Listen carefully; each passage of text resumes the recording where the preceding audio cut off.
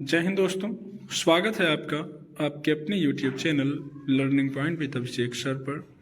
दोस्तों, अगर आप चैनल पर नए हैं तो चैनल को सब्सक्राइब कर लीजिए और बेल आइकन प्रेस कीजिए ताकि आप डेली डिक्टेशन पा सकें।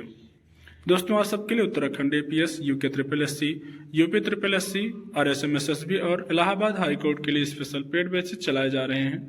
तो अगर आप भी कोई भी पेड बैच ज्वाइन करना चाहते हैं तो आप इस नंबर पर संपर्क कर सकते हैं 7393976701। आप हमें इस नंबर पर व्हाट्सएप पर टेलीग्राम पर मैसेज कर सकते हैं और बैच की इंफॉर्मेशन ले सकते हैं। डिक्टेशन शुरू होगी 5 सेकंड बाद।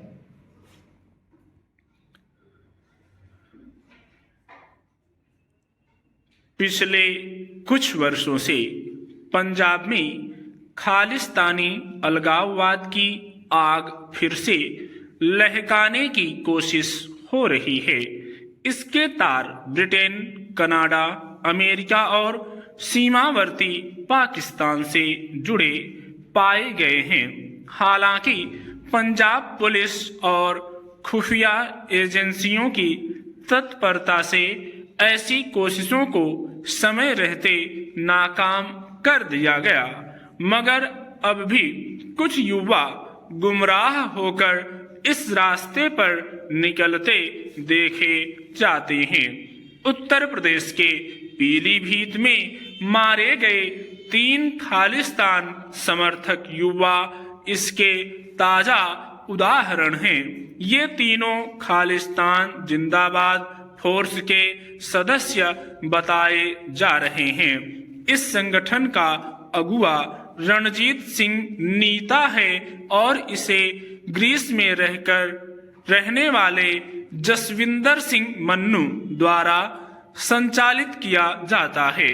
बताया जा रहा है कि इस संगठन को ब्रिटेन में रहने वाले और ब्रिटिश सेना में सेवारत जगजीत सिंह द्वारा नियंत्रित किया जाता है। पीलीभीत में मारे गए तीनों युवकों को पंजाब पुलिस को तलाश थी। उन पर आरोप था कि उन्होंने गुरदासपुर की पुलिस चौकी पर हथगोले से हमला किया था।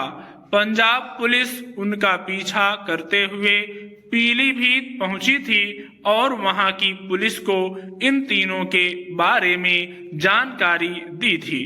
दोनों पुलिस दल के संयुक्त अभियान में तीनों अलगाववादियों को मार गिराया गया।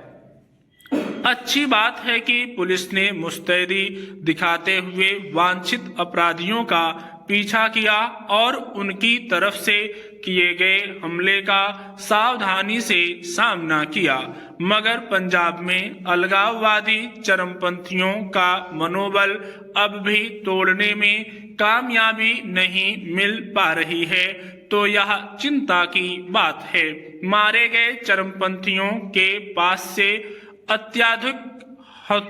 अत्याधुनिक हथियार और भारी मात्रा में गोली बारूद बरामद किया गया है।